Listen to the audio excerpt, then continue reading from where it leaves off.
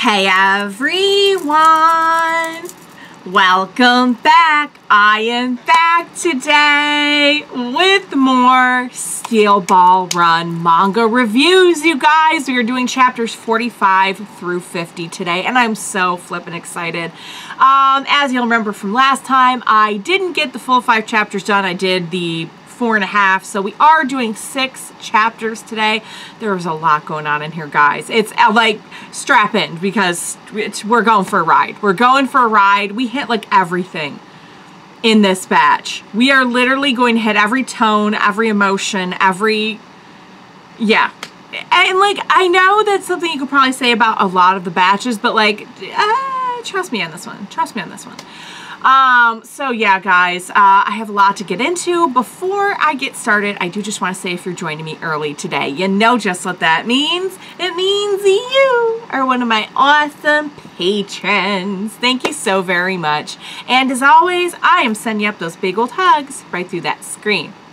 And if not, still, thank you for joining me today. I'm glad you're here. I do hope you'll consider supporting me that way. The link to my Patreon is going to be in that description down below. And if you are joining me on those YouTubes, I really hope you'll hit like. Also subscribe for me. It does help me and my channel a whole lot. So thank you in advance for that. If I sound weird or anything, it's because I am having a little bit of a throat thing today. I don't think it's going to impact the video, but you know, just, yeah, I probably should have some water here with me or something, but it's all good. It's all good. So yeah, guys, where we left off last time. Well, first off, I just wanted to say, I got some really great feedback from the last batch of chapters. You guys were really into Johnny's backstory as well, and I could just tell it affected you as much as it affected me. Same with the little chapter insert thing where we got to see everyone. Like, that is definitely the first time I've really felt like, oh, like this is all Jojo's, you know what I mean? Like, it's not, it is like, this is a different universe and everything, and like, you know, I don't think we're gonna have like big combos of the two universes, but to Araki, it's all his kids, you know what I mean? Like, it's all his babies. So yeah, so I was really happy to hear that you guys enjoyed the last batch too. So yeah, so where we left off, we had like this whole, we had this whole thing. We had this whole thing, you guys. We had like this massive epic moment for Johnny. Johnny gets an upgrade. It's just such a great moment. And, yeah, we win against like terrible odds against Sandman of all people, who turns out to be, you know, working for the enemy, which definitely a very layered situation because I loved Sandman, and even like his reasoning, like, I just wish he had made a different decision. I wish he just, you know what, like he could have probably won the race and gotten the money that way. I'm so frustrated that like he made the choice he did because I really was rooting for him. I wanted to see him help his tribe too, and like his sister, and just, yeah, his whole end was so sad. But yeah, Johnny had this great moment. He got an upgrade, and we end off after all of that with Hot Pants showing up and being like, I'll be taking those. And I'm like, are you kidding me? Like, Hot Pants, I thought you were a bro. You know, not an actual bro, but like a Joe bro, which I think she is. We'll get into it. Well, oh my God, we're gonna get into so much stuff in this next batch. Just hang on. So yeah, so we basically, she showed up. She had the crest from the same one that Gyro had. So we don't know what's going on there, but like, it definitely adds like another thing to worry about, another dimension, another person in this. So far, it's been like kind of Johnny and Gyro against Valentine, and now there's like a third part. Well, I mean, there isn't because Gyro was always kind of doing this for Marco, but for his country. Like, that was why they kind of okayed it. So if they're from the same country, then, you know, him and Hot Pants. So I don't know. I don't know, you guys. I still don't know, even after this batch. They're gonna stretch that one out. All right. Chapter 45, let's do this. Oh, I almost forgot how this started. Oh my Lord. All right, guys. for those of you out there who are a little bit romantically inclined to Gyro, this is going to be a whirlwind for you, okay? This is going to be a whirlwind. So chapter 45, we kick off with a flashback saying that the Zeppelis worked most of the time in medicine until they were kind of like called upon for executions. I think it had been mentioned previously that like that wasn't like a known thing that they did the executions. Like they did it and it was their family tradition. It was passed down. But like to the public, I don't remember if they mentioned in this one or in a previous one, like to the public, like front facing, they were just like doctors. So, and they were doctors like probably solid 95% of the time. I just realized I forgot half my jewelry. I forgot my, oh well. Now what am I going to play with during the reaction? I still have a little bit. All right, guys. So we cut to Gyro is in bed with one of the patients. Yeah. Yes, I was, the way my jaw dropped when I saw it. I don't know what to make of it. I don't know. I honestly, just wait for this whole scene is just absolutely bonkers, okay? So here's his dad coming and he starts freaking out. He uses, he's like, hurry up, like get dressed. She's like, oh, any time out. And he uses a steel ball on the skin of her back to like make her skin like all just kind of droop so that she looks like she's like a really old, sick, like withered patient. So, yeah, so to kind of fool the dad, you know, so he's like trying to actually talk to her like, oh yeah, just do this and call me in a week, you know, and make it look like he was just treating a patient to his dad. And his dad, I think, kind of buys it. So she gets mad. She's like, what the heck, turn me back. And he actually reverses it completely and ends up doing the opposite. He kind of like lifts everything, if you know what I mean. Like yeah, he's like, here, let me do you a favor, honey. And I mean, not that she's young and like not that she needs it, but let's just say he defied gravity a little bit on that one. And I just gotta say, reading that as like, I wouldn't say I'm like old, but like I'm not young, and you know, I mean, here's the thing, gravity comes for us all. And reading that, I'm like, these Zeppelis are in the totally wrong business. Like, I know they're not poor. I know they're established and they're pretty well-to-do and everything, but they would be like ruling that country with all the money they made if they were doing like just the lifts. Just lifting everything. Like, I think he said it lasts for like a week. So you would have people coming back like every week. I mean, people would be in there like, just take everything 3 inches north. Just, anywho, so yeah. So he even like, he's getting so like goofy and kooky in this part. Like he even starts like shaving her legs with the steel balls, and she's like, tee. I'm like, is there anything the steel balls can't do? They can temporarily like reverse or fast forward aging. They can shave your legs. Like, seriously, how has this not been marketed as like a household item? They would be richer than God. Like, because that's not what they're for. Remember, the dad was like, look, that's not what they're for. They're not for combat. They're not for cosmetic surgery. Not for shaving your legs. But try telling that to Gyro.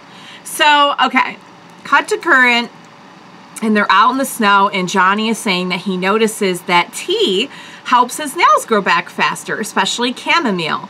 I don't know why I included that. I don't think it ends up being super important later on. It's just a thing he said. I'm like, oh, I better mention this. It's like, I feel like that might be important. And then they hear someone coming. So they're trying to rule out who it could be.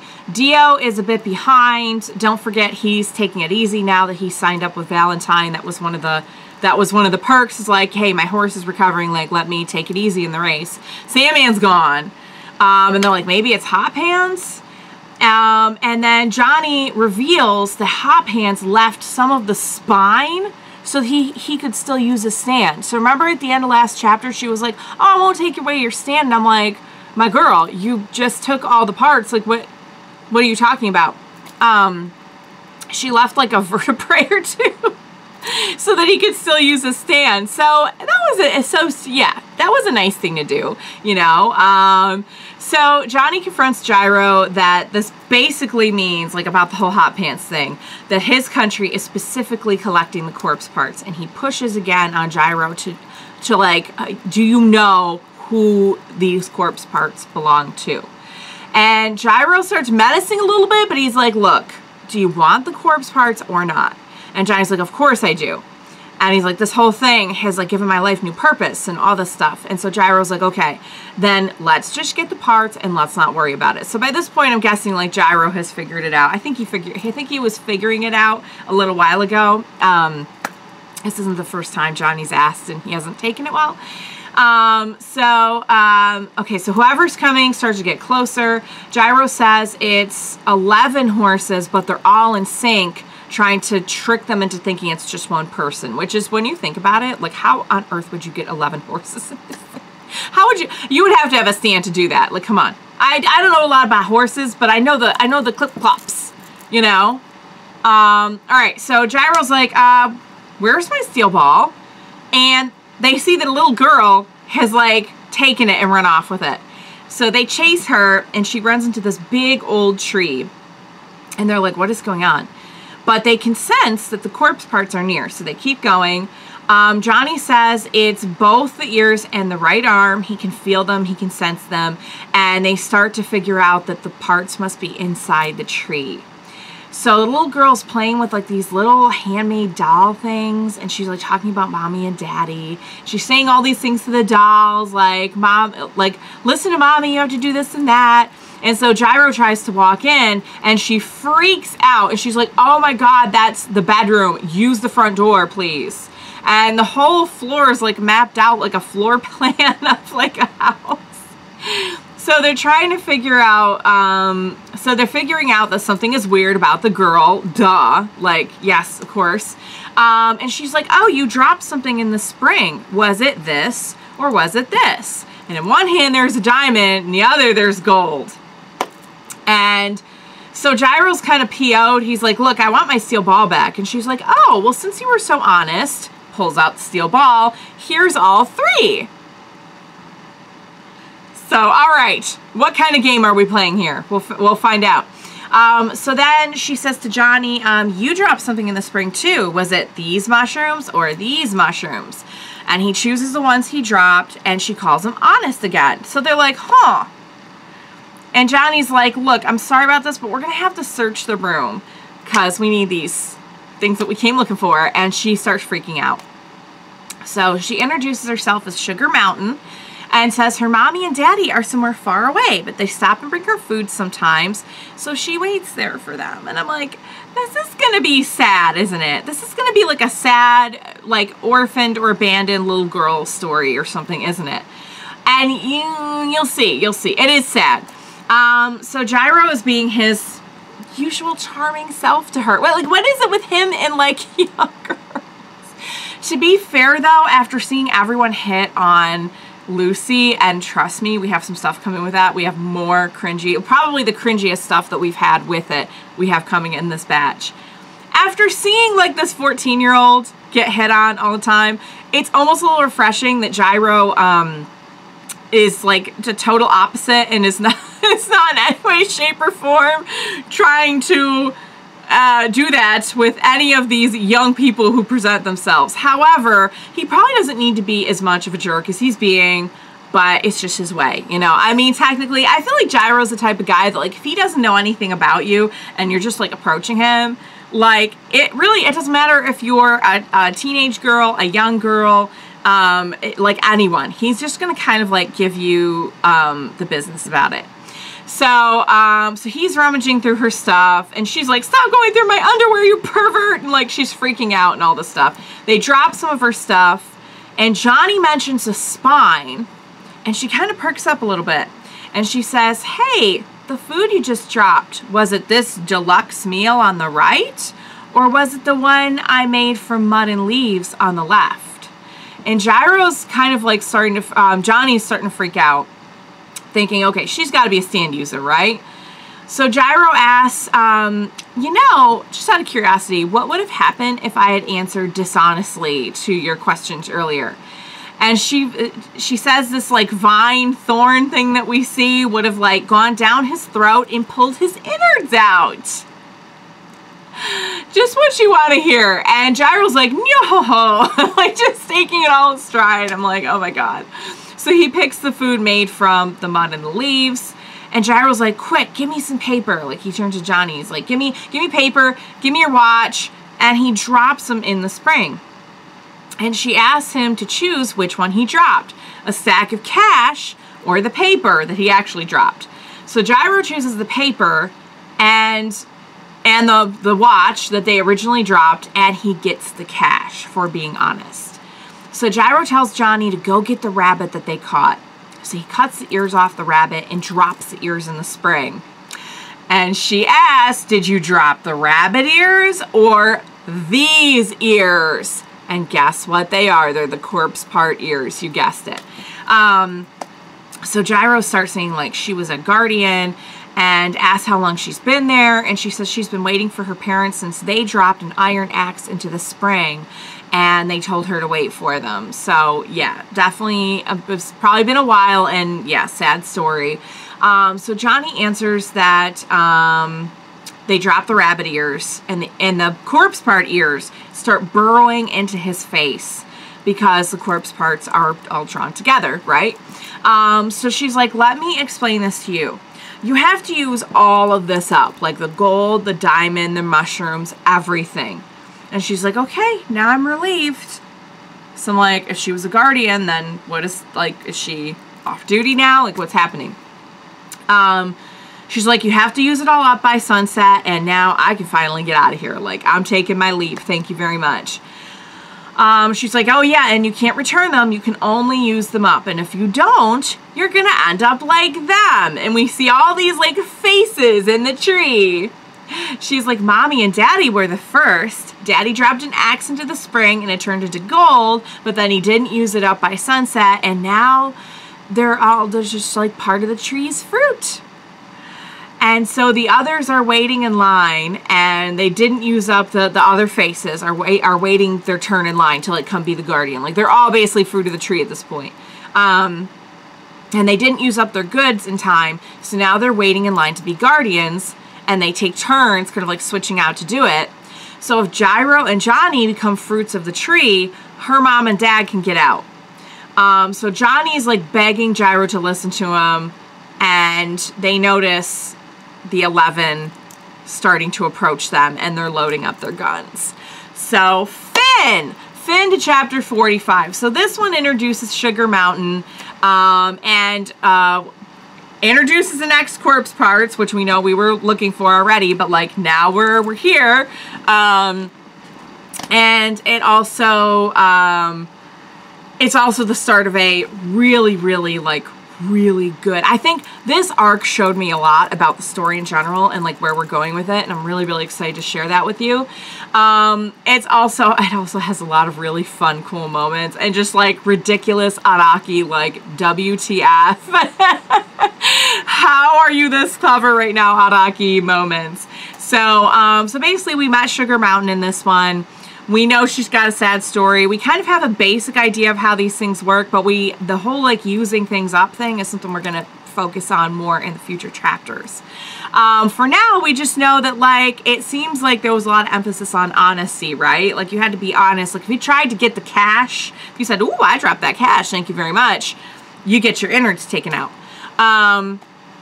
So yeah, so keep that in mind for later. Other than that, I don't have a ton to say about this chapter, other than that, like, Sugar Mountain, certainly, while being a little odd, I think we can see how she's a sympathetic character here, and super cute.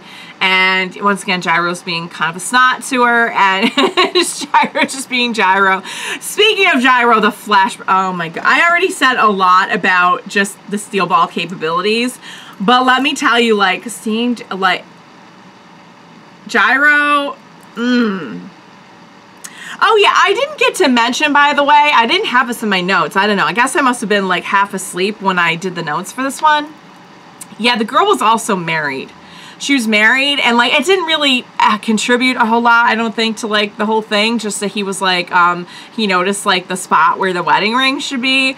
And he noticed like the discoloration of the skin and everything. And she was like, yeah, it's a good thing he didn't catch us. And I'm like, oh my goodness. Whoa. So yeah, so what, Araki and cheating, man. Like he just gets it in there every once in a while, doesn't he? Like Joseph and Anasui's backstory and just like all that good stuff. So, but yeah, getting to see Gyro, in a romantic situation was pretty interesting. And you know, we didn't really see too much of the actual thing, but that didn't come out right. You know what I mean? But yeah, so, you know, not gonna hold it against you if you were picturing yourself as the girl for a few minutes. I wouldn't hold it against you. I wouldn't hold it against you. We've all been there. So, so yeah, guys. So that was a really good chapter. And again, just kicking off a really good arc. Introducing, I think, a really clever idea. So we'll get more into it in chapter 46. And yes, I am trying to, like, you know, while also taking time to tell you everything that I thought and everything. Obviously, it's the point. I don't want to get too wrapped up in the earlier chapters because the later ones, like these next ones, the Sugar Mountain ones, and then the arc that we kick off after that. Oh my lord. So all right, chapter 46, let's go. So Gyro and Johnny are talking about what just happened and how they need to use everything up and blah blah blah. And Gyro's like, okay, the 11 are like 30 minutes away. So we kind of have they're 6 to 7 hours from Milwaukee at this point, and we kind of have like everything established, like this is what we need to do, this is where we are, let's go. So Gyro spots a man and asks him if all the land around is his. And he's like, I want to buy it all. And he offers him cash, the gold they got, and the diamond. And the man is like, he's chatting with him, but then he's like, but I refuse. And I'm like, I wonder if that was like the same, if it was, they didn't mention this in the translation that I read, but I wonder if it was the same, like, I refuse that Rohan used. I think it would be a fun, because Araki loves putting the Jojo references in here. Like I was saying last time, he's having a really good time. I think he is able to love and reflect on the stuff he's already done more now that he's doing something new, and he can like really follow his passion with it and everything, instead of like kind of being a little bit chained to this like, oh, I guess how am I gonna figure out how this one's gonna have a kid, you know what I mean? But I don't know. Somebody who knows more about the translation maybe can fill me in on that. But yeah, so anyway, this guy flat out turns him down, and he's like, he thinks that they're trying to scam him. So he pulls a gun out, like this guy that they're talking to. And so they're arguing, and Gyro's trying to like give the guy his watch, but Johnny says, look down, and Gyro's foot is starting to turn into a tree.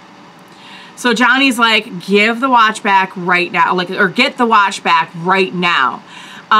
So we get a chart of like how I just thought this chart was cool, I'll put it on the screen, of how you need to navigate everything with this particular stand. It does mention in the chart that the tree is actually probably the stand user and not Sugar Mountain, which I think is interesting. And like, I don't think we've ever really had, so we've had like the orangutan, we've had Iggy, we've had different like life forms being a stand, but correct me if I'm wrong, but I don't think we've ever had like a plant. I mean, I guess if you count the cat plant, you know, maybe we can kind of scoot by on that, like the one from part 4, the little air bubble cat plant. You remember?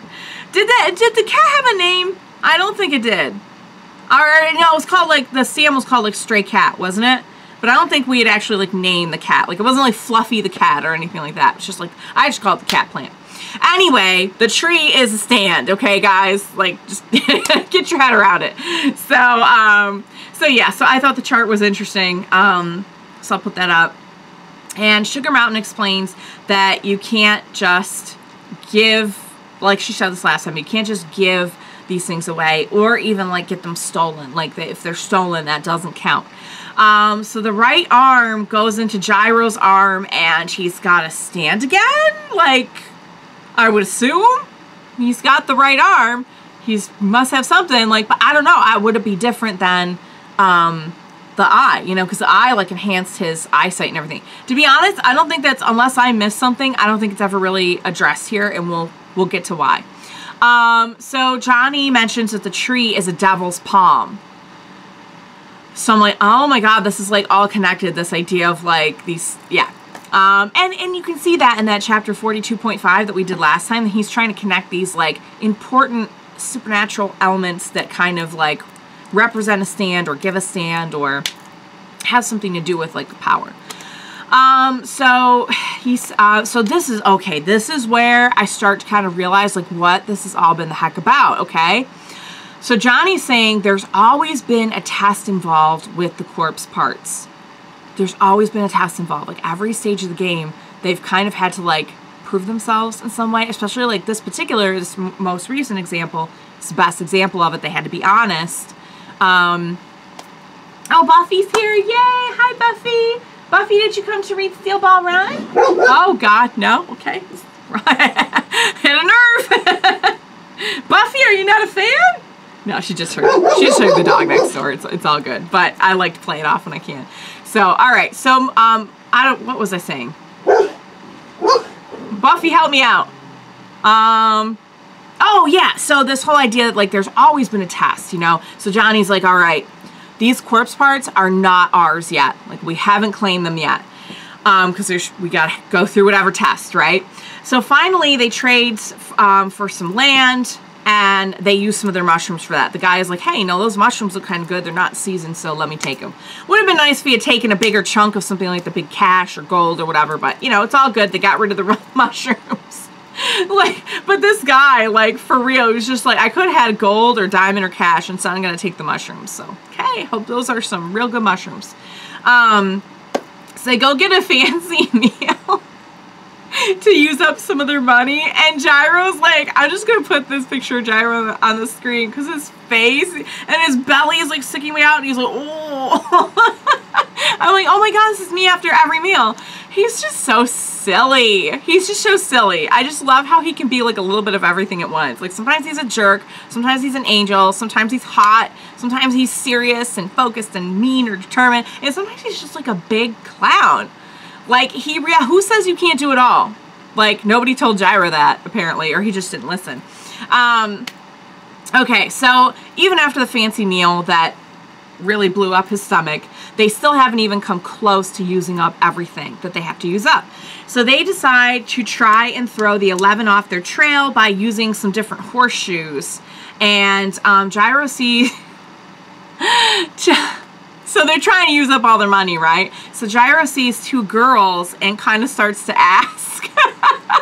But his foot immediately starts turning into a tree, so he stops. It's like, bro, did you not understand the whole, like, task, like, to see if you're worthy? And I don't think that offering to pay some girls for whatever it is you have in mind is yeah, I think that's going to get you treed immediately.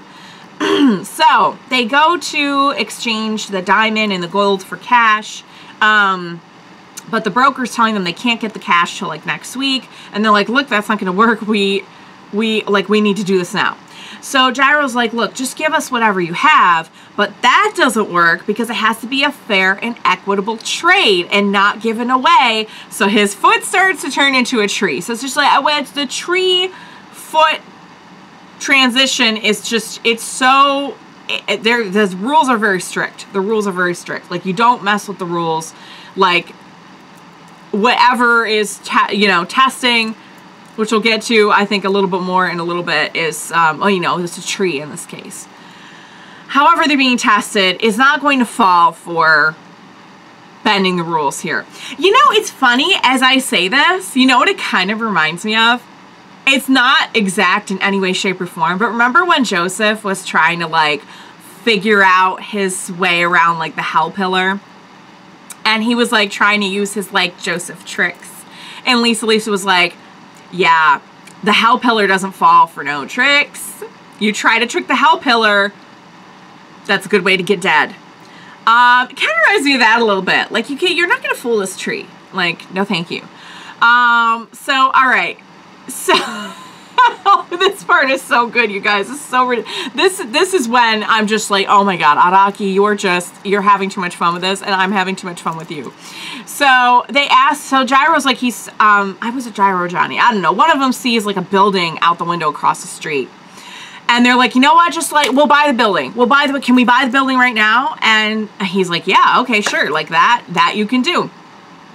But it turns out there are rent payments made from the tenants in the building in an iron vein running underneath the building, and they end up with more money.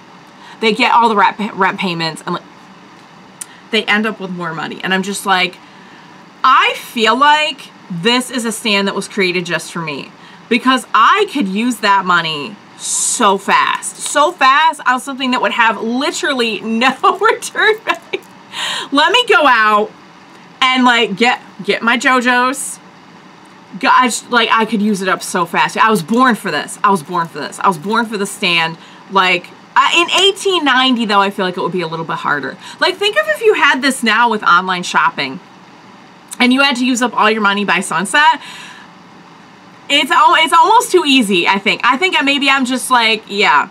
Like it's funny, I don't like spend a lot, but like I have the capability. Like I absolutely could. Like I was just looking at Five Below, their website today, and I was like, I really could just spend like $100 to $200 here very easily if like not monitored. If I was like not like kept in check. If somebody wasn't like reining me in.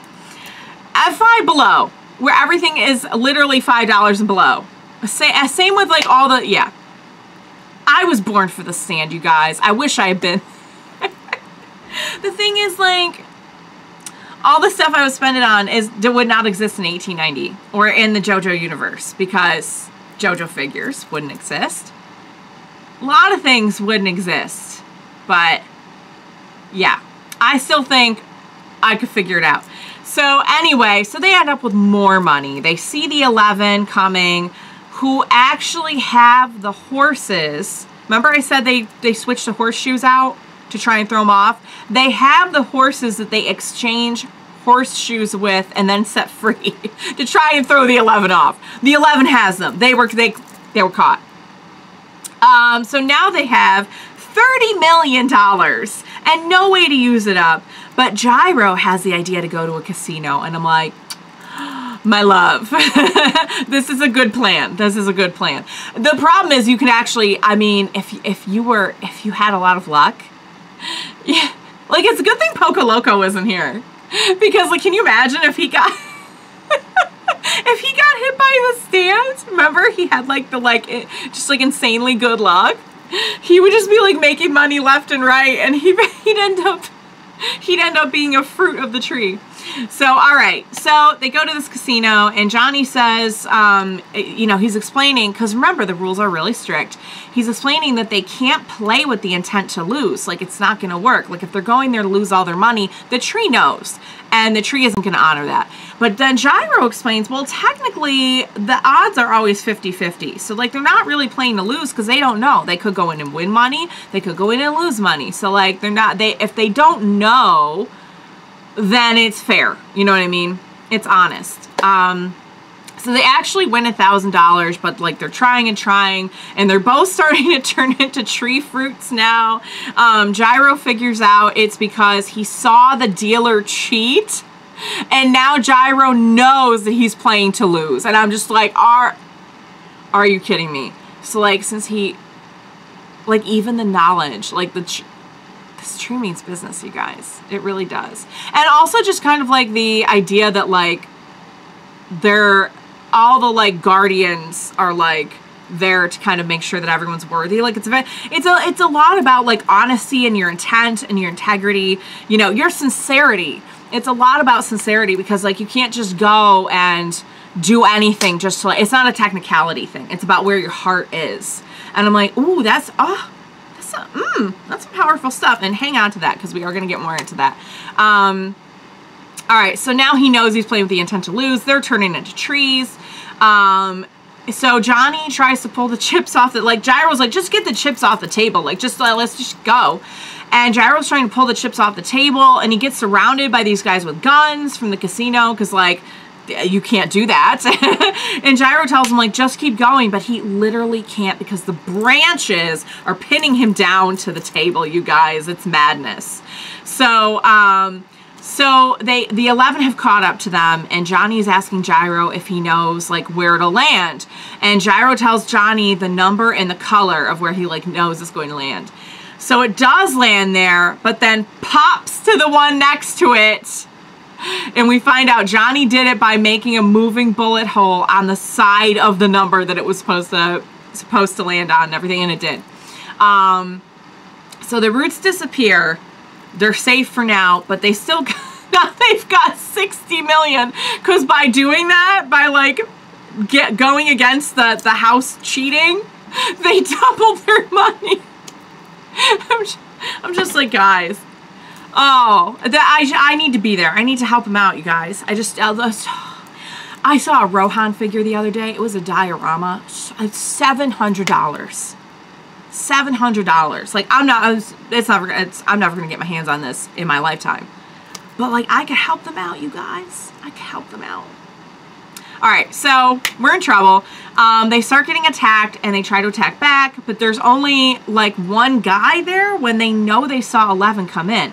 So that's when the guy they shot starts growing another person out of his head, and I think you can see where this is going. Gyro's arm gets wrecked. Finn. Chapter 46, Finn. All right, guys, I love that chapter. I was just like chuckling to myself and having the time of my life reading that, because I'm just like, no matter how hard they tried, they ended up with more money. And I'm just like, oh my God, like this is such a good but also horrible problem to have. And it's just like hilarious. Like, you know, of course, if you were like seeking out, and I think, so this is an interesting, like this is what I started to put together. Okay, this is a lot about like what I was saying. This is a lot about like your intent, your sincerity, your honesty, like your intentions, you know, because anyone can do a good thing, but some people do like good things for a bad reason. You know what I mean? So like, it's really about literally your intent. You can't go in with the intent to lose or something. It's not about the technicality. It's literally about, it's a test. It's a test to see like where your heart is.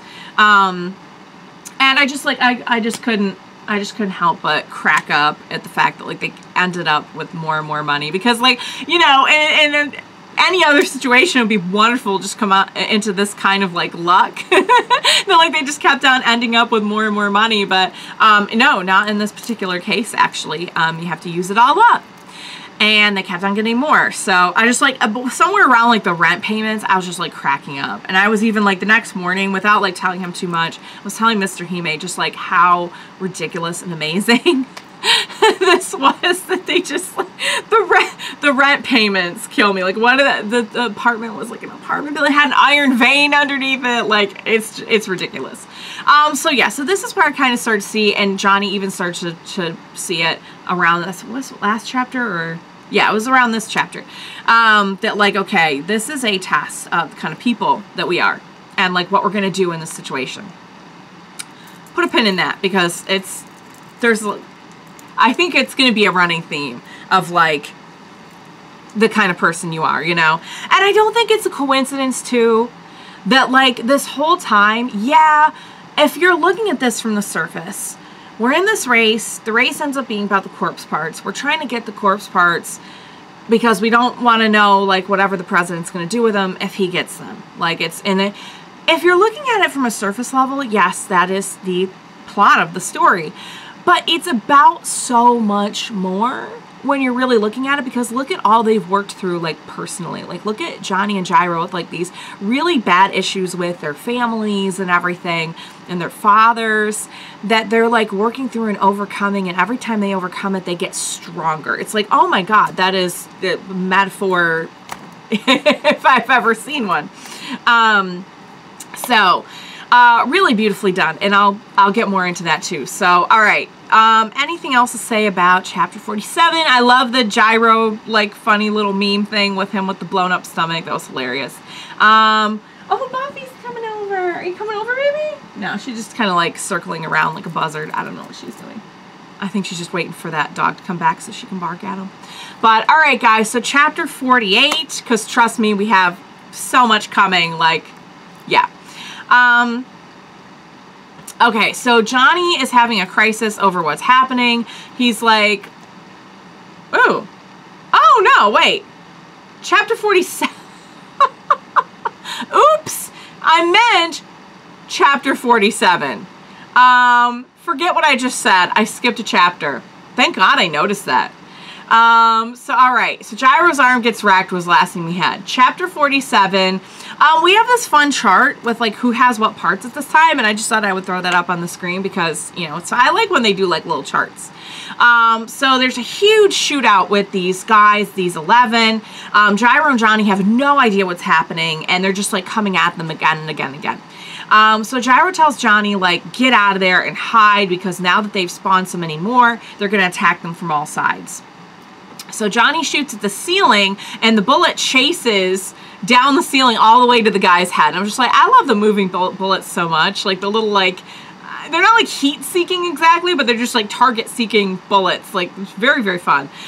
So Johnny notices that the other guys were coming from a mark on this one guy's neck. So Gyro figures out that they're jumping from one body to another. Like, once one gets shot, the other, like, jump to another body. So, yeah, they realize that Johnny's down to one bullet, and Gyro got hit in an artery. So he's about to bleed to death, and I'm just like, oh my god. Like, we're just talking about, like, just terrible odds. So Gyro asked Johnny for string to sew himself up. And Johnny's like, the last thing on my mind right now is string. Like, bro, we're about to die. And he asked some of these guys that are also, like, hiding out in the casino. They're kind of like, I don't know, they didn't come out and say they were gangsters, but, like, they kind of seem to me like tough gangster types. Gangster, not gangstar, which, not there yet. And they're like, look, this is a big inconvenience to us. Like, this whole shootout you got started. Like, one of them's like, I've got a date. And it's just like, they're just treating it so casually. Like, you know, don't ask me for string when you inconvenienced me. So meanwhile, the body jumping is happening again, and they're getting closer and closer to Johnny and Gyro. There's a gun on the ground next to one of the corpses, and Johnny wants to try to get it, but Gyro's like, no, you are never going to get that. Like, don't even try it. So they're about to attack from all sides again, and Johnny fires his last shot. The guy shoots him back, but ends up firing in a different direction because Johnny used his nail bullet on the guy's wrist to make him fire the other way. So Gyro uses a ball, but they still keep coming, and Johnny's like, crap, we really should have tried to get that gun. We're in trouble. Then all of a sudden, the guy that they're fighting gets shot up full of bullets. And the guy getting shot is like, what is even happening right now? And I'm like, you know what? When the villain who had the upper hand like 2 seconds ago was like, what even are you doing? That's when you know things have gotten really bizarre. So we see all these gangster guys lined up shooting at the guy. And they're like, here we go, we got your string. And Johnny's like, what? And Gyro's like, oh, hey, we needed to use all that money, right? So because they won the roulette and doubled their money, got the 60 million, Gyro used the money to buy them as bodyguards. And I'm just like, this man, he is so smart. And so the gangster guys are like, they mention, like, don't forget, like, you promised us that land and the building and everything too. So, like, they just officially got rid of everything. Right? Right? But yeah, at this point, they're like, yes, we got rid of everything. I'm just like, Gyro, you are so friggin' brilliant. Like, he bought them as bodyguards, and they just, like, gangster, like, shot up this one. And the guy didn't stand a chance. So, great. So Gyro's like, what time is it? I traded my watch, too. So he couldn't tell what time it was. So they just made it. It's not sundown yet. So they leave, and they're like, let's get out of here. Like, how long do you think it'll take for all this, like, damage to heal? Blah, blah, blah. So they're going to leave, and and they notice that Gyro starts turning into a tree again. And it's like, but we used everything up, right? Right? Like, that was such an amazing feat from Gyro. Like, how is this not working? What is happening? So they're like, how? We used everything up. But then Johnny realizes they didn't use everything up. Because remember what else they got from the spring? The corpse parts. That's right. They were expected to give away, or trade away, get rid of the corpse parts. Technically, they're from the spring. And Johnny's just like, this can't be happening. Like, we have to use them up. We have to get rid of them. Like, I can't. I don't want to. Like, this is why I'm here. And Gyro's just like being pulled into a wall, turning into a tree, just like massively dying. Johnny's having this crisis, like can't believe it's happening. Finn. Yeah.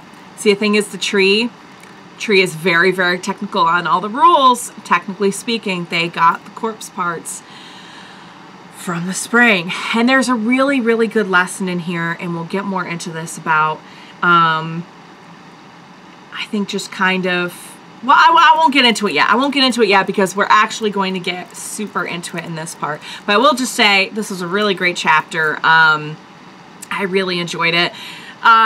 This was one of those, like, so when I said we were going to get a little bit of everything, this was like fast-paced action, big shootout, big fun action scene, everyone trying to use their head like in the right way, but also just once again that kind of feeling of like, one thing we haven't really had yet in any of the fights, except for like the last minute, is like there's always this feeling that like they're just like desperate, like they're just like barely hanging on, you know?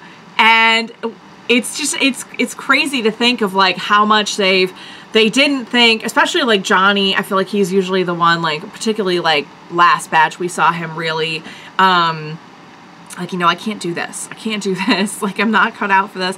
And it's like, it's weird, all the things that they think they can't handle, that they're just totally desperate in, they end up overcoming somehow. So but it was a really fun, like, action-packed chapter. I thought the way that Gyro got out of it was so amazing. He bought the gangster guys, his bodyguards, they got him a string, they shot up the guy, they bought the land and the building. It's like, I mean, we just, yeah, that was so just like, and it was done on the fly too. I just love that.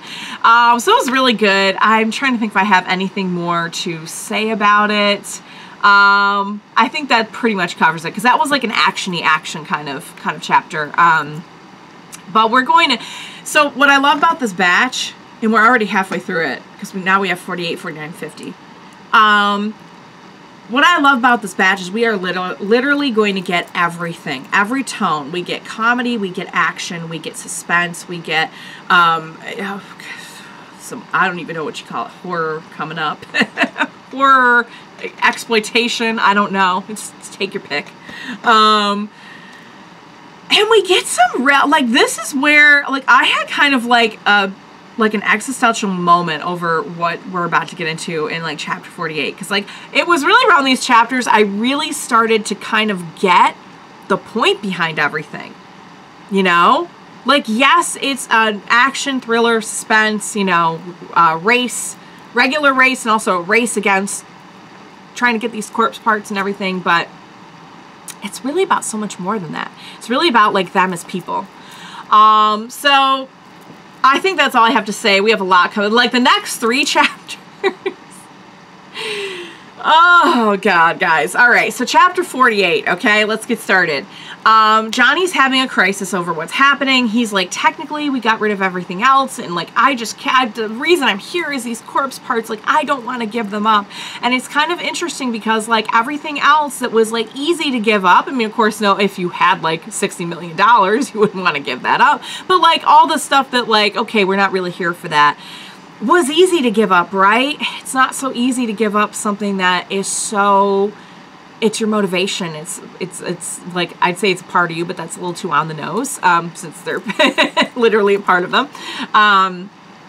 That's not so easy to give up, right?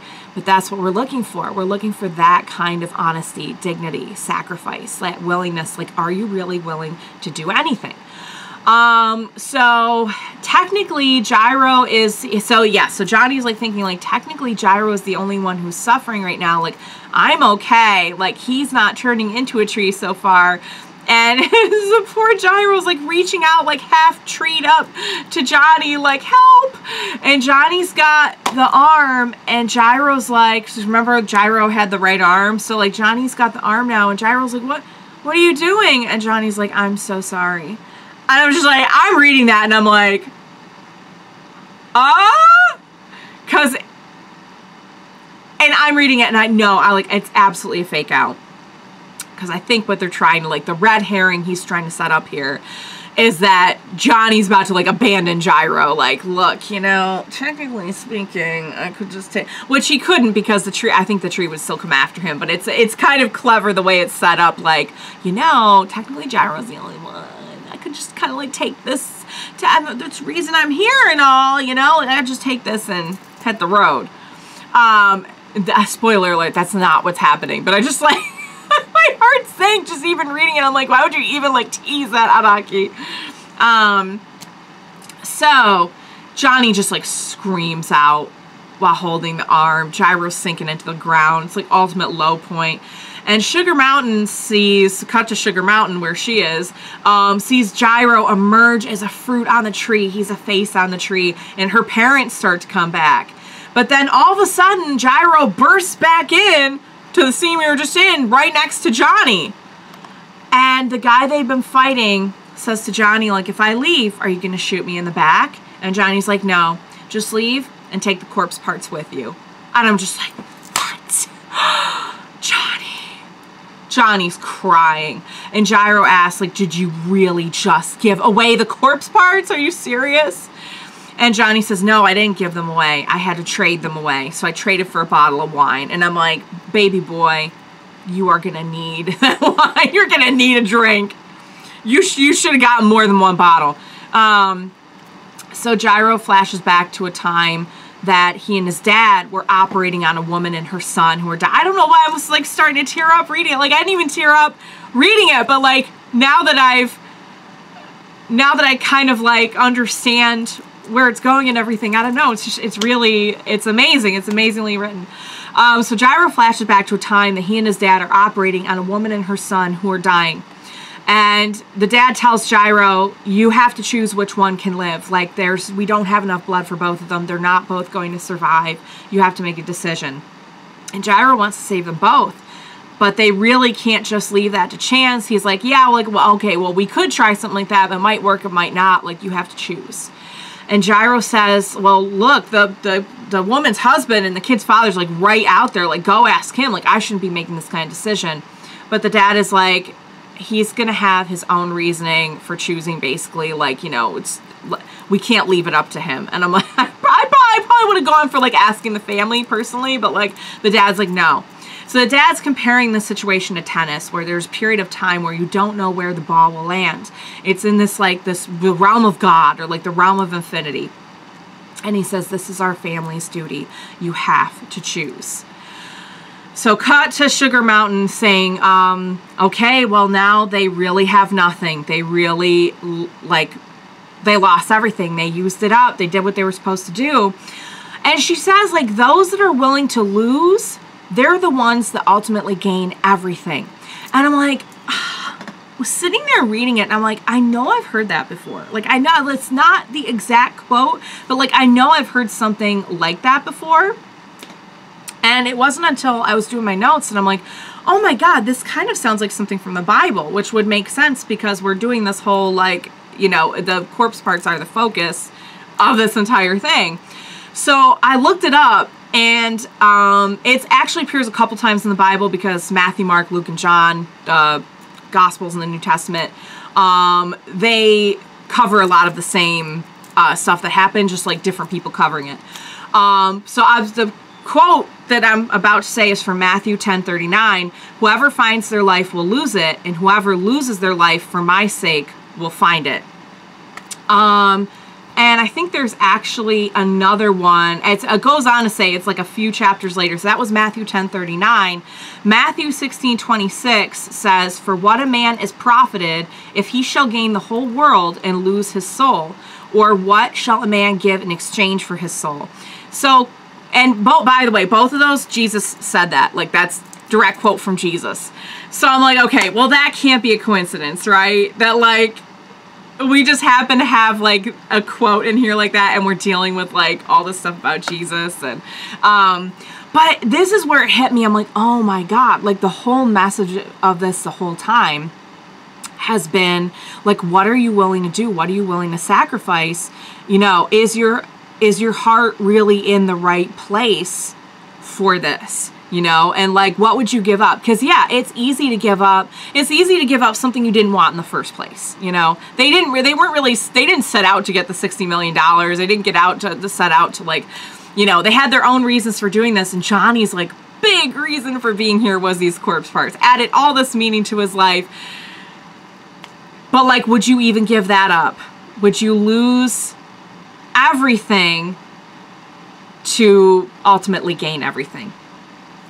And I want to put a pin in that, because the way that this comes back around, I'm just like, this is like, they are really like painting some divine intervention over here. Like, but like, I just wanted to mention that because like, I'm like, I'm sitting there, I'm like, I know this sounds familiar. And like, I gotta tell you, like, those 4 years of Catholic homeschooling just finally paid off in this reaction. Like, I'm like, dang it. I so rarely get to insert anything that makes me sound smart, like I had any deeper kind of insight past what is going on the screen or in the book or whatever, that I had to get that in there, because I cannot believe that he did that like unintentionally, when this whole thing centers around like the concept of Jesus and his body. So all right, so it's snowing pretty hard, and Johnny asks Gyro if he wants a drink. Which I'm like, you boys drink as much as you can. You've earned it. So Gyro's like, let's toast. And Johnny's like, to what? And we lost everything. Like, what are we going to toast to? And Gyro says, to the ball that hit the net. And knowing that Johnny's probably not going to get it, he's like, okay, well, how about to the next corpse part? And so we just pan away to this beautiful image of them in the snow, just drinking to all they've lost, but hopefully what's to come. And like, I already said like basically everything that I kind of thought about. That's not the end of the chapter, by the way, but that one like really hit me hard. Like, once I really realized what they were doing and like tying this all into like this message from Jesus, and like this kind of like, the whole thing has been about like, it's really has been about so much more than just them getting these corpse parts. It's been about them as people working through their issues and like finding out who they really are and healing from everything that's happened to them. I mean, Johnny set out in this whole thing literally to heal his legs, and ended up on this journey with the corpse parts that like added all this meaning into his life. And like, I was just like, oh my God, like, Araki, you're a genius. Like, this, I knew he could write good action and good suspense and good drama and go, but like this is heavy. This is really heavy. So keep all this in mind as we go on into the next chapters, okay? So we cut to Dio. We catch up with Dio. We haven't seen him in a little bit. He's meeting up with someone he doesn't seem to know, but who seems to know him. And this person keeps referring to everything as like the world, this world, my world. And I'm just like, oh my God, I'm saying all that around Dio like I can't. Anything with the world around Dio is too much for me. So, he says that, oh yeah, so this person is telling Dio like they've acquired the right arm and the ears, so that happened fast. Like, we got that back to Valentine. So this person came to make sure that Dio is still holding up his end of the bargain, and that was the promise to find out who the traitor is. Because they don't really want this, they're just going to use him and throw away, remember? Like, they're just kind of using him for that. So he tells them, all right, it's a woman. He tells them the weight. He gives like a couple of like specs on the person. And so after this happens, Diego's like thinking, and we see his inner monologue, like, I hope your world enjoys looking for her. I, Diego Brando, have no place in that world. And I'm just like, the Jojo references are off the charts, you guys. I'm just like, yeah, just anything where Dio's like saying I, Dio, or I, Diego, and talking about the world, and like, it's just too much for me. It's too funny, so I had to mention it. So we cut to this person telling Valentine that the traitor is a woman, and they've made a list of suspects based on all the info they've gotten. And Valentine is surprised. He's like, he's like, how is that possible? So he says they're going to start looking for someone who fits the profile, and it includes reading lips, by the way, which I'm like, oh my God, thank God Lucy told that person, like, do not tell anyone that you're teaching me to read lips. So we see this like binder of possible suspects, and we see like one of the pages is Lucy. Like, Lucy's in there. I'm like, no! Way too close. And this, guys, like, this is not even close to the end of the, like, suspense and, like, cringe. Like, oh my God, what's going to happen with Lucy? Trust me. So the guy pulls out a phone, and he's like, this is how we're going to find the person. And it's the phone that she used to call Mountain Tim back in Kansas City. So he starts, I don't know how else to describe this. I'll put a screenshot up. He starts blowing up the phone like a balloon. And it literally turns into a balloon animal, like a balloon dog. And the dog, like, it goes into the phone, and he's like, okay, now it has her scent. And I'm like, what just happened? So he explains that the stand name is Tubular Bells, which, Tubular Bells is, there's a couple different references it could be. I'll let you guys tell me. But, cause you know, it's always like a pop culture or something reference. So, and what he says that once it goes inside the body, ... And he's like, do I have your permission to execute this person? And Valentine's like, okay, yes. So I'm like, great. So we cut to some of the race staff. We've seen them before. They're the short guys with, yeah, you know them. You'll know them when you see them. And they're talking to Stephen Steele about how, like, why are we being questioned about our wives and our daughters and stuff? Like, did we do something wrong? Like, what's happening? And Steele mentions the night of the storm, and he starts saying, like, there are things going on here that, like, I'm not in on. And I'm like, no freaking kidding, sir. No freaking kidding. So he says he'll look into it, and he says goodbye to Lucy, and she's like, okay, goodbye. And then, like, he leaves, and she's just sweating because she just heard all this.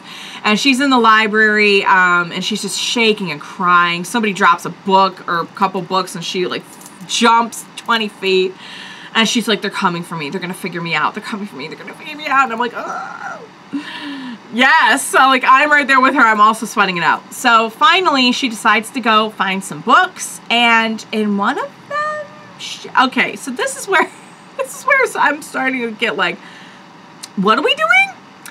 She finds some suggestive photos of some women in some suggestive poses together, and she's like, oh, and I'm like, oh, huh? What are we reading over here? My first thought was like, oh my God, honey, like, you're too young to be reading stuff like this. And then I'm like, oh wait, she's married. So she's outside, she's reading her books, and someone starts to approach her. And this person's like, oh, you're Mrs. Steele. We met at a party, blah, blah, blah. And Lucy's like, oh no. Suddenly I feel very woozy, and falls on this woman and, like, grabs, gets a handful on the way down of this fall. And I'm like, what is going on right now? And Lucy thinks to herself, oh my God. This woman, the First Lady of the United States, Scarlett Valentine, likes other women. And I'm like, hi, Finn, first of all, Finn. And I'm like, I have so many questions.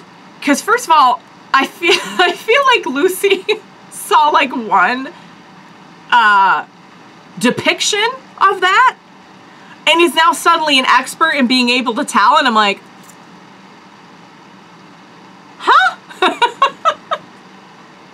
The other thing I got thinking after reading that was like, Lucy, what are you going to do with this info? Because this is the president's wife, and we know Lucy's mission is to get close to the president. Get in a room with him. Get the heart. And I'm like, Lucy, honey, baby, what are you going to do with this info? And I didn't want to think about it. And they made me think about it. So, yeah.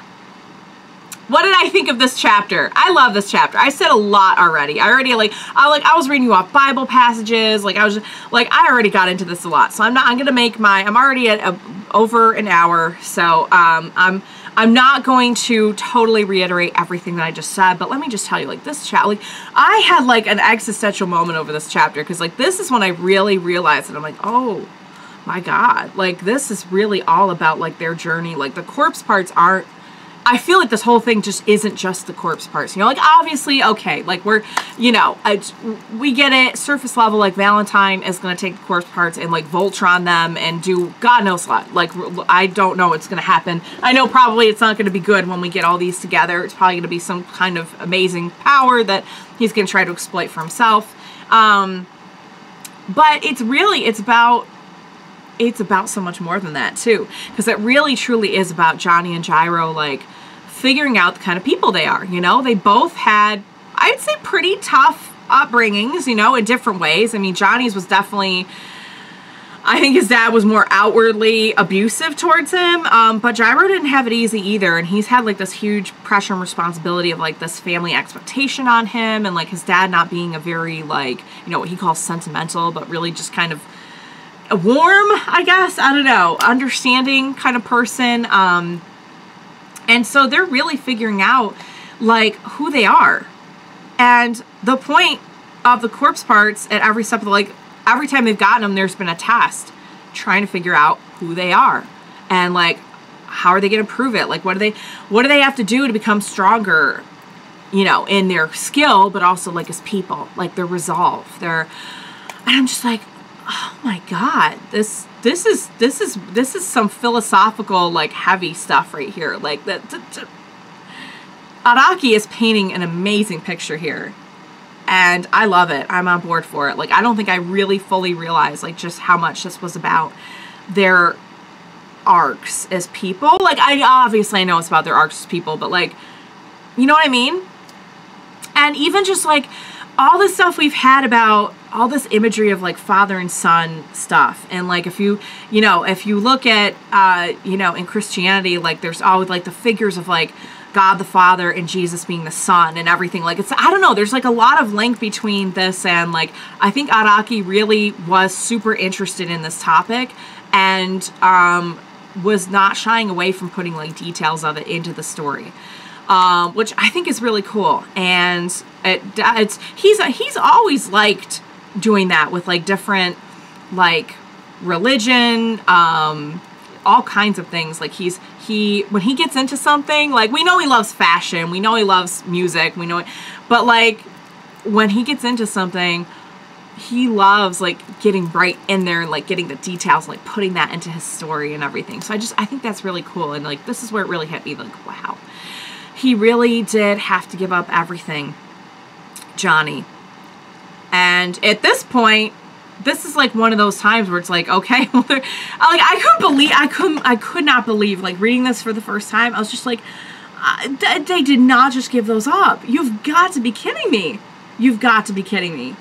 But just wait, because the way that this all ends up, I'm like, oh my God, like, I think there really was, like, some kind of divine plan for them, because, like, what are the odds? Like, just wait. It's so good. It's so good. You're not gonna believe it. You're not gonna believe it. Even I was like, even knowing, like, right here that they just said, like, Valentine has the other corpse parts on and everything, like, just reading it, I was just like, yeah, it was really good. So, like I said, I dwelled on that a lot. That might have been one of my favorite chapters of the whole batch, just because it, like, sent me on, like, a philosophical journey about what this whole thing's all about. So, all right, so chapter 49. All right, guys, time to get weird up in here, because, yes, we went through philosophy, religion, action, comedy, drama, and now we're gonna get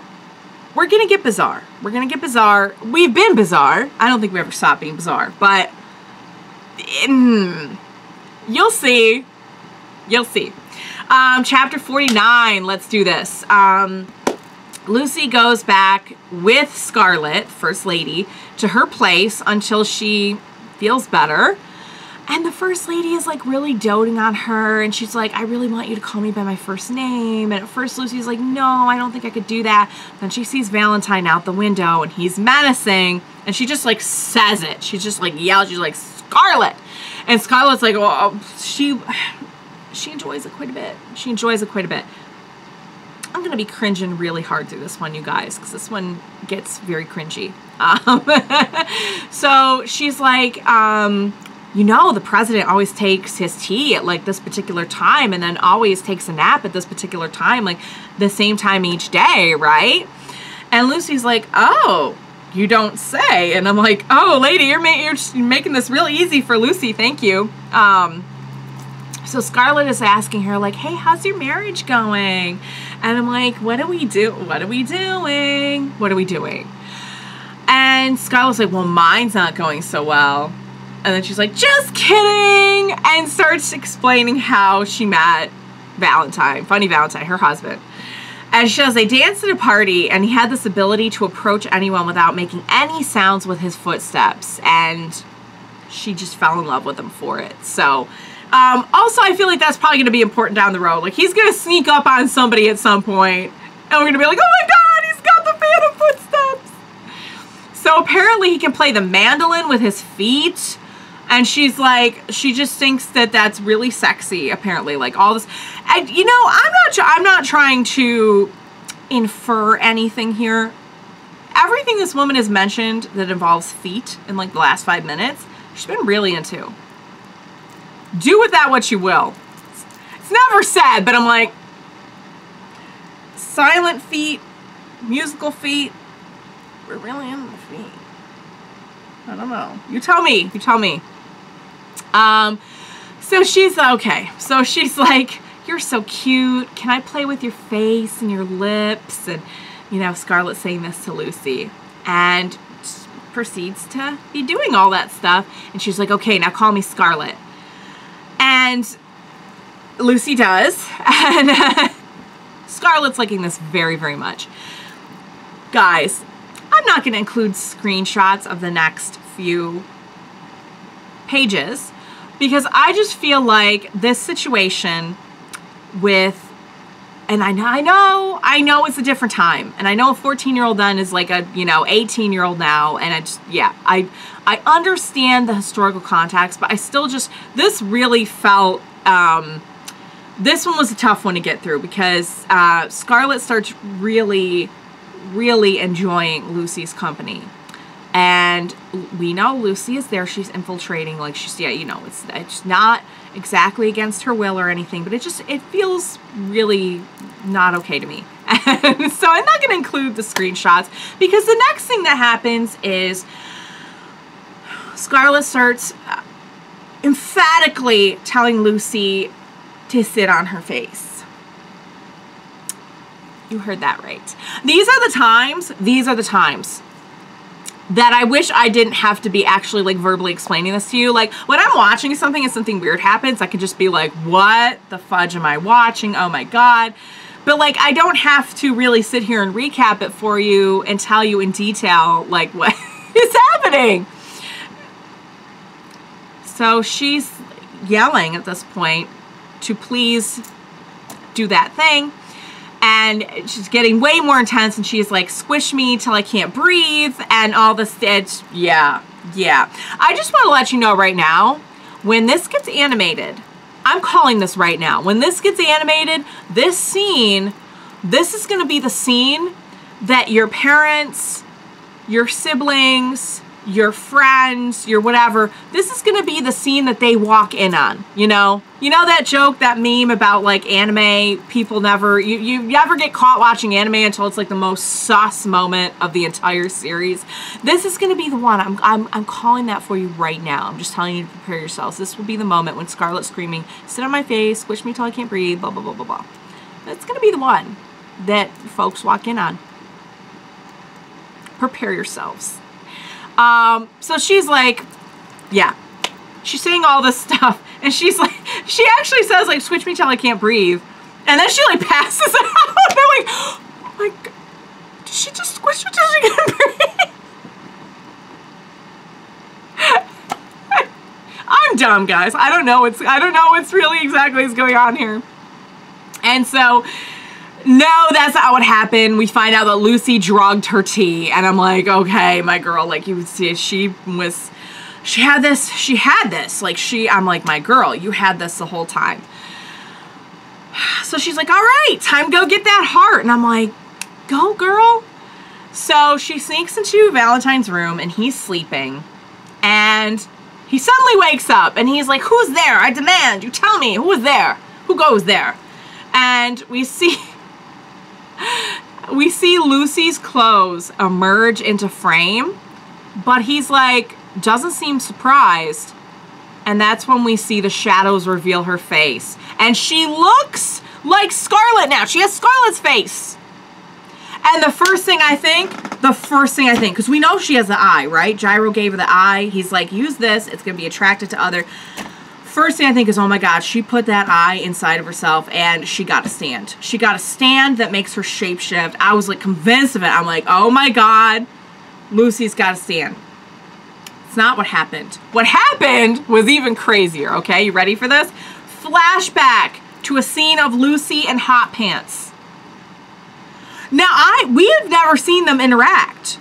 I'm like, oh my God, we're flashing back to that scene. I'm like, wait, no, like we've never seen Hot Pants with Lucy before. Like this is all, like what is happening? Hot Pants used the spray on her, and she told her it's a meat spray. It can be used only once and only once, to disguise yourself as anyone. When you're done, just peel it off. So she explains that she heard about the government searching for a woman of certain features, and she noticed that Johnny and Gyro didn't have the right eye on them when she found them, and she took all the other parts. So Hot Pants explains that the spray can copy a look, a face, even a scent. Remember that. Well, I can tell you, because we know that the balloon animals got Lucy's scent, right? Okay. So Hot Pants is saying just hover the eye right over him. You should be able to take the heart, no problem. And Lucy's like, well, then why can't you do it? Fair. So Hot Pants says, I wouldn't be able to get the parts outside with me, like even if I could somehow infiltrate the mansion without being detected, which is something that Lucy could do a lot easier than Hot Pants. Like the arm is big, I cannot smuggle this out, you know, like easily. So meanwhile, cut back to what's going on now. Valentine is getting suspicious because apparently Scarlet never goes into his bedroom, and she's like not saying anything. And we see the balloon is hopping around this room following Lucy as Scarlet. And so Lucy assumes that it's the president's stand, which is not true, but she's right that it's a stand. So I guess this is one of those stands that like anyone can see, I guess. This is like, because remember, I think the rule is that if it takes a corporeal form, like if it attaches to something that really exists, and since he's like taking metal objects that already exist and like using that to turn into balloon animals, then I guess people can see them. I'm guessing, because Lucy she actually does not have a stand. So, so Lucy's like, she's freaking out internally. She's trying to figure out like, would the First Lady even know about stands? Would she even know what this is? And she's like, I'm gonna guess no, because right now they're looking for somebody, and I don't think she would have invited somebody over here like willy-nilly if she had known the whole story. So Lucy, as Scarlet, asks, like, what are these? And Valentine's like, oh, right, yeah, you wouldn't know. And I'm like, okay, we guessed right on that. So he explains they're called tubular bells, and they track by scent. And Lucy's like, oh my God, how did they get my scent?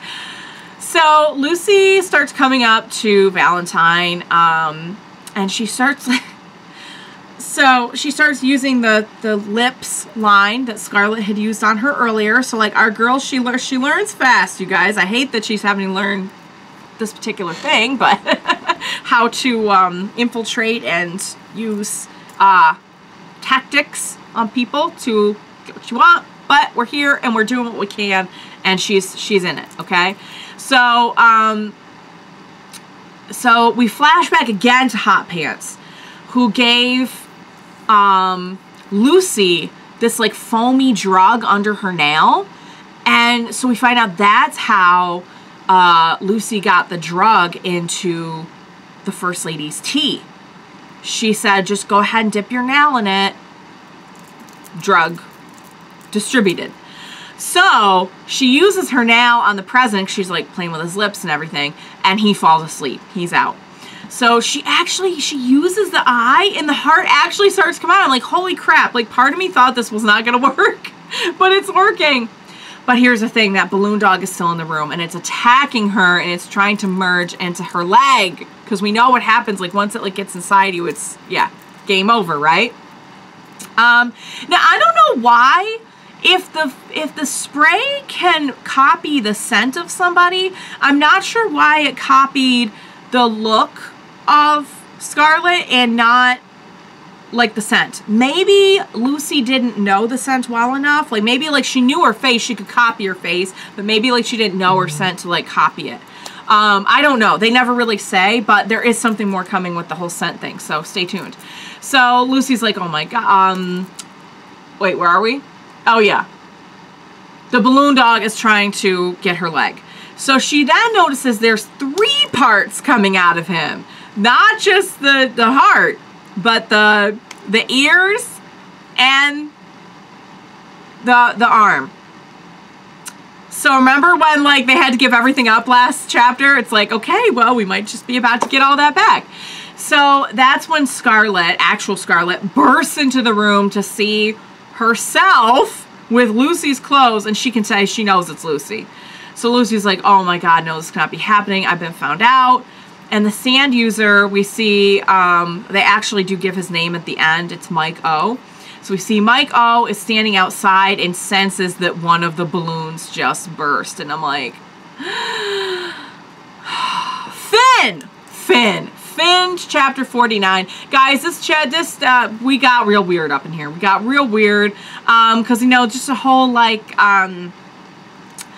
it was, okay, so we know that, okay, so we've known for a while that, like, Lucy is very young by our standards today, but she is married, blah, blah, blah. But seeing the, like, very graphic depiction of, like, somebody asking for, how do I put this? Asking for, well, you know. I don't know why I have such a hard time saying it. I don't know. I have a lot of shame. What can I say? I have a lot of shame. I'm very ashamed. I don't want to say it out loud. But yeah, there's just something about the very graphic depiction that I was like, But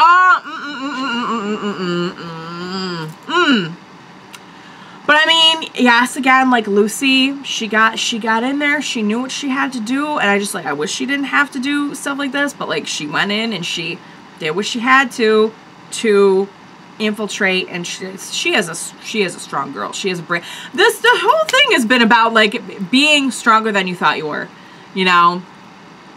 And she doesn't even have a stand. I guess technically right now she's using a stand, but it's not her stand. She's using like the effects of another stand. Scarlet is quite something. You're gonna see it in the next chapter too. She is she's definitely got like a very like I don't want to say yandere, but it's almost kind of like that. She loves very hard. She's very passionate. Yeah. She's something. She's something. So yeah. But that whole thing was just, it's just like, so yeah, guys. So we covered all of that, and we're still not done. We covered all that in one batch, where like we had this like philosophical, beautiful kind of lesson. We had action. We had a shootout, and now we have Lucy infiltrating and having to kind of use the fact that she's desirable to try and navigate the situation and try and save her husband. So we had suspense, we had weirdness, we had we had a little bit of everything in this one. So I think that's basically what I wanted to say. I'm so impressed by Lucy, but I need for there to be a chapter where like Lucy just goes out and like gets ice cream and buys a pair of shoes. Like just does something nice for herself and doesn't have some kind of horrible, intense, suspenseful, nail-biting, take years off your life kind of incident. Like, I need that. I need that for her. Hopefully, like, the last chapter of this is just going to be Lucy going out and, like, going to a spa. You know? All of them go to a spa. They should all go to the spa together. I would love to see Gyro, Johnny. I would love to see them in a spa. They could just go out and make it a spa day, you know? Make it like a treat yourself. All right. right, guys. I'm starting to get a little loopy here. I need to go to the next chapter. All right. I will say, and not that I think this is going to bother anybody, but this next chapter is very gory. Some of the screenshots are very, like, violent and bloody and everything. So, like, if that bothers you, just, you know, be aware. I say if you're a Jojo fan, I feel like you're probably kind of used to it. Although I watched on Crunchyroll where it was censored. So, but I mean, you still got the effect, though. You still got the effect. So, all right, guys, chapter 50, last chapter of the batch. Let's do it. So Scarlet at first is like, oh, you poor thing. Are you okay? And then she's like, but I'm going to blow your brains out, you little, calls her all these things, pulls out a gun. And I'm just like, oh, you're very passionate, aren't you? Like, one way or another, you're very passionate. So she's shooting at Lucy. Lucy's getting all shot up. She gets shot in her hand and her leg. Like, she's getting, like, filled up with bullets here. And Scarlet's like, I was starting to love you. How could you? And she's like, just shooting her up. I'm like, how is this girl not dead? Maybe it's like I don't know. Maybe it has something to do with the flesh foam. I don't know. But I think by this point it's off. Is it off of her? I don't know. I can't. Maybe you'll see it in the screenshot. But anyway. So finally, Lucy just like grabs Scarlet, pushes her into the next room. The balloons are still chasing them. Now Scarlet is stabbing Lucy. She's like, I'm gonna make you pay, and saying all this stuff. One of the balloon dogs sniffs Lucy, and Lucy transfers the foam. Okay, so the foam was still on. Transfers the foam to Scarlet. Like, they got Lucy set on the foam, takes the foam, puts it on Scarlet. She transferred the scent. Now the balloon dogs go after Scarlet, and they explode her in a pretty disgusting way. And Lucy's like, oh my God, I just killed a person, but like, I had to do it. I'm like, baby girl, do not lose your resolve now. Like, you did what you had to do. This lady shot probably about like 80 bullets into you. I would not feel guilty for a second, okay? So the president and the guards hear the gunshots. They're on their way. Meanwhile, Maiko, the stand user for the tubular bells, peers in through the window and sees someone, okay? So then we see Hot Pants shows up. And I'm like, Hot Pants? Hot Pants is like MVP. MVP right now. So Lucy's like, hey, I got the corpse parts, and I actually got 3 of them. So that worked out, because like Hot Pants wouldn't know either. She has no idea what just happened in what happened with Johnny and Gyro. So so Valentine starts to notice, like, oh my God, my heart's missing. So Hot Pants says, like, you know, there are people in this world who would give their lives for these corpse parts. For example, like a nun. And I'm like, Hot Pants, that's a really specific example. Like, are they trying to imply that Hot Pants is a nun?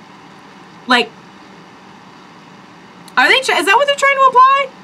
Because, like, she doesn't look like a nun, but, like, maybe we probably wouldn't send her out looking like a nun, to be fair. She was like, if she's, like, an undercover nun assassin person, that could be its own story right there.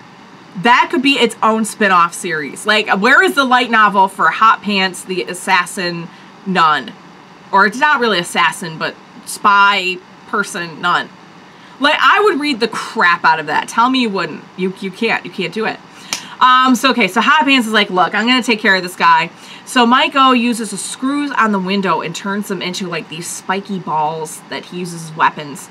And Hot Pants is like, okay, I only need to take out the user. I don't need to worry about the stand. So she takes out Cream Starter, points it at him. And that's when we see that the hand that's holding the spray has been severed. She just lost her hand. So Maiko, turns out, turned the tin shutters on the other side of the window into balloons too. And he realizes now that there's someone else in the room with Hot Pants. So he starts wrecking up the room. He's wrecking Hot Pants. He's wrecking Lucy. They're like blood everywhere. Everything's getting just torn to crap. And that's when he sees Scarlet's dead body and he starts freaking out. Like, he actually freaks out. Like, he's actually like, oh my God, First Lady. Like, I think he actually, like, really was loyal and, like, they didn't really come out and say it, but, like, I think he, like, actually, like, really cared. Like, he wasn't just, like, a hired gun or something, you know what I mean? So he goes to try and blow up more metal weapon things, but as he does it, he starts to, like, inflate himself like a balloon. And that's when we learn Hot Pants sprayed the severed arm with her stand, and she's like, just stop, because the more you try to inflate, the more you're gonna blow up. And so he does that. He does just that, and he explodes, and it's pretty awful and kind of spectacular all at the same time. So the guards finally bust in. They see that Mike O is dead, and they see Lucy as Scarlet, and she's hiding. So they think she's the First Lady. Now, it's funny. Initially, what I thought was going to happen, I'll pause here and say this because we're almost done with the chapter.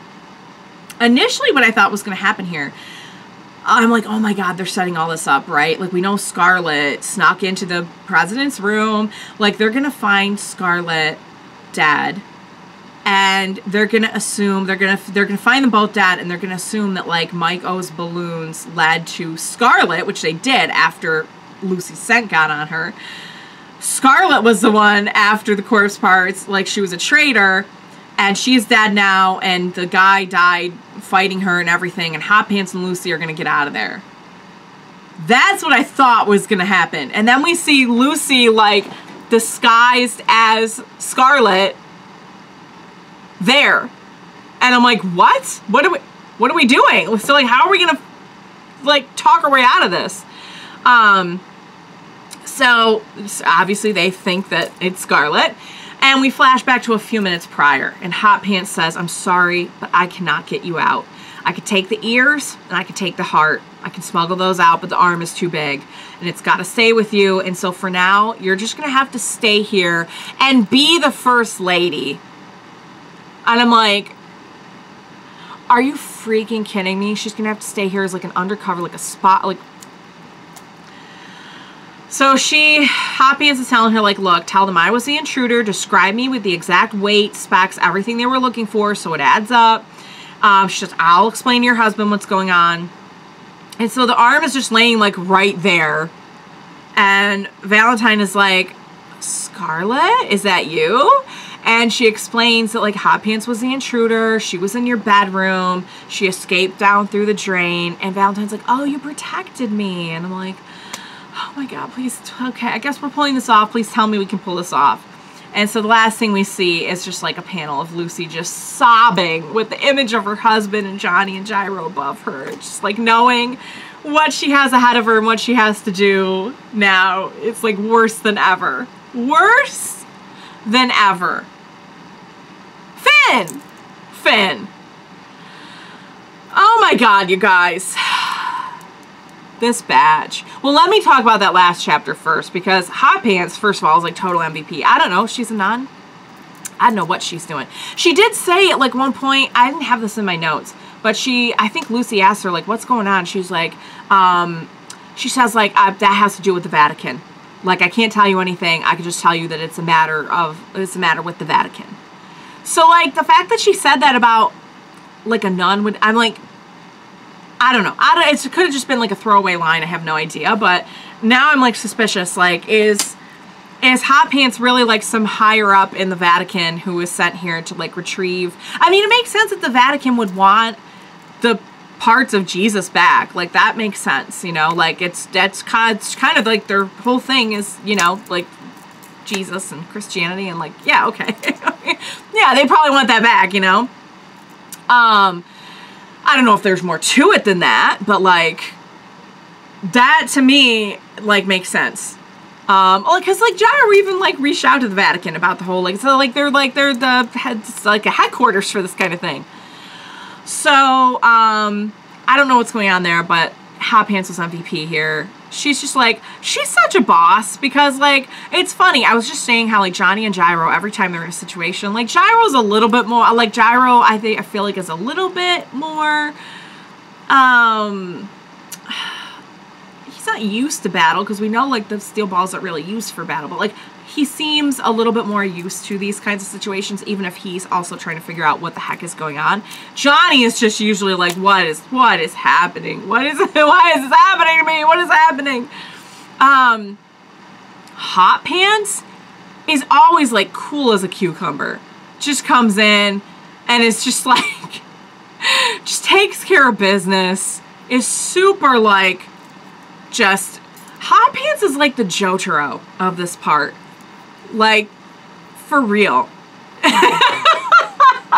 If we find out that Hot Pants can stop time, I'm gonna be like,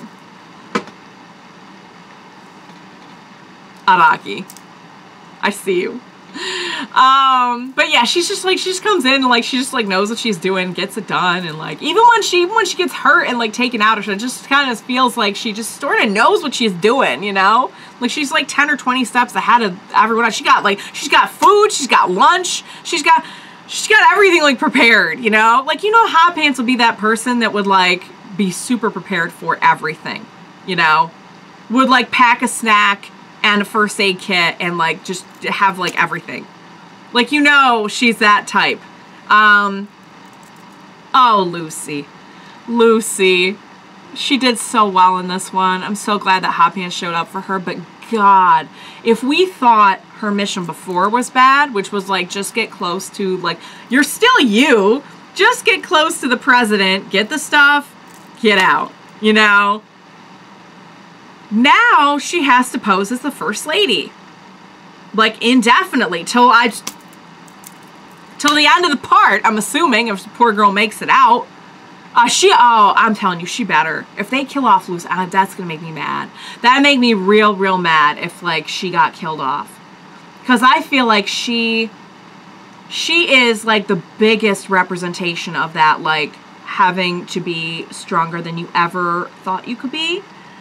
And sure, I know that, like, it's JoJo's. I know not everyone makes it out. Like, it's not my first rodeo, you know, no pun intended, with a part that has to do with horses. But, like, I kind of had the same feeling about, like, Trish and Holly, and, like, there's just, like, it just would feel wrong for the story, you know, if she got killed. But, man, she has just managed to get herself into every intense, horrible, nail-biting, holy crap situation she possibly could. And now she's, like, in the worst spot she's ever been in. She has to be, the first lady. There's so much wrong here, because, like, how is she clearly, okay, like, they don't seem like they're, like, close like that, like, husband and wife. Like, they seem like they're pretty, like, he's like, hey, you never come in my room. I'm like, oh, okay, so we're not, like, but as a romantic couple, I don't know if they're super close, but as, like, a couple running the literal country, the United States of America, I feel like they would, I mean, she didn't know about stands. She didn't know about that, so maybe she doesn't know that much, but I feel like, don't you think they probably discuss these? Like, don't you think she's, like, Scarlett would have been in on a lot of things? Do you think he just keeps all that away from her? Because she sounded like she admired him, respected him, like, truly fell for him. Like, maybe romantically they're at least not exclusive, it looks like. But,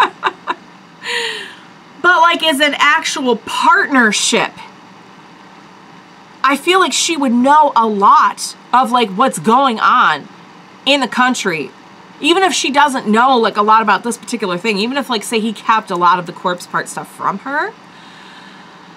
And Lucy's got to come in and pretend like she knows all that. I don't know. I don't know.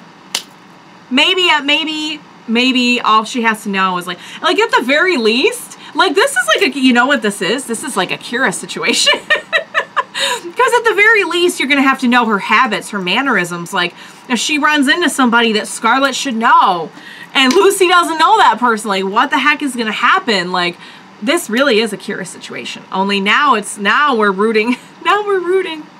We're rooting for the person who has a different face and everything. Yeah, but yeah, Hot Pants really, her stand is so versatile. I like it a lot. It really did, in a way, kind of do the Cinderella thing in this instance. Like, it could do that. It could fill wounds. It can, like, dang. That's a pretty sweet stand to have. Like, only Araki could be like, I want a can of Cheese Whiz, but with meat, and I'm gonna make that no pee stand. And I'm like, go off, go off, King. Like, for real. Only Araki could do that. He's so clever. I have to say, like, this, if there was anything I could take, if I took away 3 things from these 6 chapters, it was that Araki is so freaking clever, like, too clever for his own good, with, like, the whole thing with, like, getting rid of the money, with, just, like, he's just so clever in the way he writes, and I just flippin' love it. The philosophy of it, I think, hit me a lot harder in this one. Kind of like the underlying theme and tone of, like, just what we're really here for. And the fact that, like, don't ever underestimate Araki to make you, like on the edge of your seat, cringing, suspenseful, uncomfortable, whatever. Like, he could do it all. He could do it all. He really can do it all. And when you guys were telling me, like, way back, like last year when I was watching part 4, you guys were saying part 7 scene is like one of the best part, maybe the best part of any of the parts.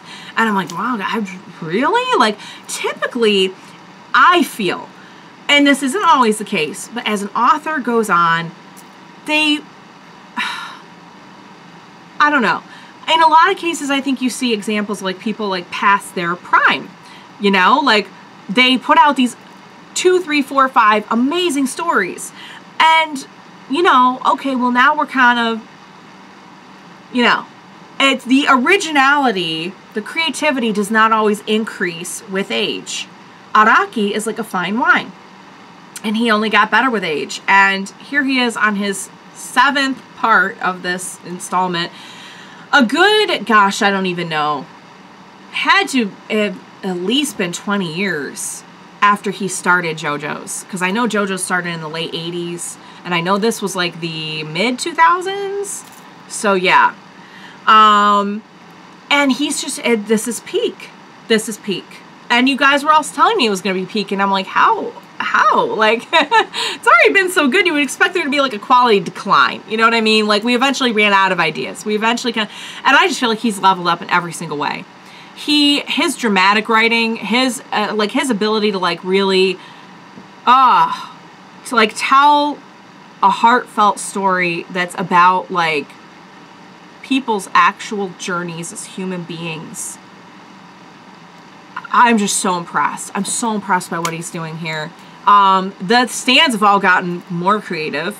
The art has gotten even better. Like, and again, like, I'm not an art basher with Araki. You guys know I love from day one Phantom Blood right up to now. But I mean, I think we could all agree that he is, even just on a technical level, like, the art looks fantastic and probably technically, like, better. I don't know. I hate to even say that because, like, I hate, like, art bashing with JoJo's. Like, I love it all. I love the, like, big, I love it. But this is, like, just, like, breathtaking art. Like, some of these screenshots I take, I'm just like, oh, God, it's like a portrait. It's like no wonder he was in the Louvre. I don't know. I'm just throwing a lot of roses at Araki today. I think, you know, for me, it's interesting with JoJo's. It's usually around the halfway point that I'm just like, oh my God, I'm so flippin' hooked on this. And this is right around the halfway point of the story, and I just gotta tell you, it just hit me like a freight train, just how good this was. So, and like, I knew it was good. I knew I was having fun with it. I knew I liked the characters. I knew I liked everything he was doing, but, like, now I feel like he's got me. You know what I mean? Like, I mean, he had me, but, like, you know what I mean? Sorry guys, this is getting super long. I really don't want to hit the 2-hour mark. I feel that's a lot. Like, I'm giving you like a collegiate lecture here. Actually, a collegiate lecture wouldn't even be this long. Like, I had college courses that I think the longest one I ever had was like a 3-hour lab, and we were like doing stuff in that. We weren't just sitting listening to somebody. So I'm gonna let you go. I'm gonna let me go. I need food. I'm sure Buffy needs food. She's around here somewhere. But yeah, that's just kind of my takeaway from this. I summed up most of it as I was going, and that's just kind of like my takeaway from all of it. It's just like, this is peak. This is absolute peak. No matter how you slice it. Like, if you're looking for horror, drama, comedy, suspense, anything, philosophy, religion, you know. Oh, man. All right, guys. So I love Steel Ball Run. I think you knew that already, but I'll just reiterate it. I love these chapters. I hope you enjoyed hearing about them from me. Please, I have not read the next chapters yet, so I don't even know what's coming. Like, usually I've started to read a couple of chapters and I'm like, ooh, we got to... I don't even know, but I know it's going to be wild. So, all right. Please be sure to join me next time, and we will read it together. Bye for now, guys.